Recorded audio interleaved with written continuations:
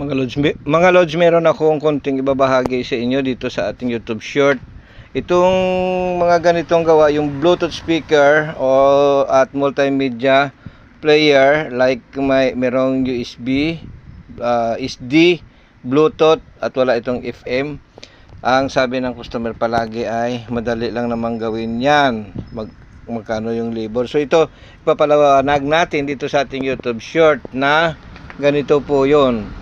Hindi po ito ordinaryong gawain. Ito ay mga tinatawag natin na micro soldering jobs, mga maliliit at hindi natin makikita basta-basta sa ating mga mata, maliban kung gagamit tayo ng zoom sa ating camera at gagamit tayo ng digital microscope or microscope, at gagamit tayo ng ating digital tester para sa voltahe, gagamit tayo ng signal finder.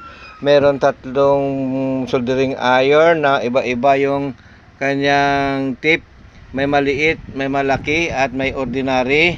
At ganun din gumagamit tayo ng hot air para sa pagtanggal ng IC na yan.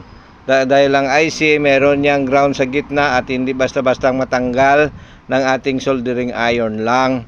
So ginagamitan natin ng hot air, at kung wala tayong hot air doon sa kabila ng ating IC, sa ilalim niyan, doon tayo maghihinang ng ating pinakamalakas na soldering iron na ginagamit dito, at least minimum of 60 watts para mapatagos natin yung init, para matanggal po yung ating IC. Or gagamit tayo ng ating LED beads remover para continuous yung init at titirahin natin ang soldering iron sa taas. So maraming paraan kahit wala tayong hot air, pero dahil meron tayong hot air, kaya po natin nagawa ng mabilis.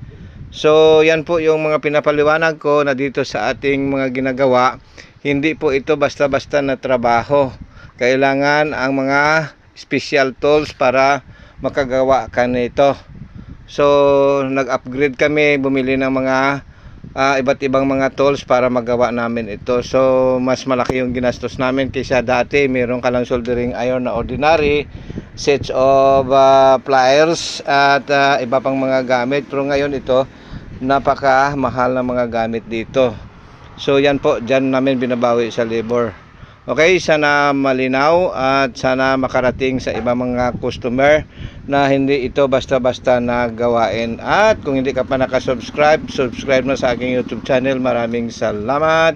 Shout out sa lahat. Bye-bye.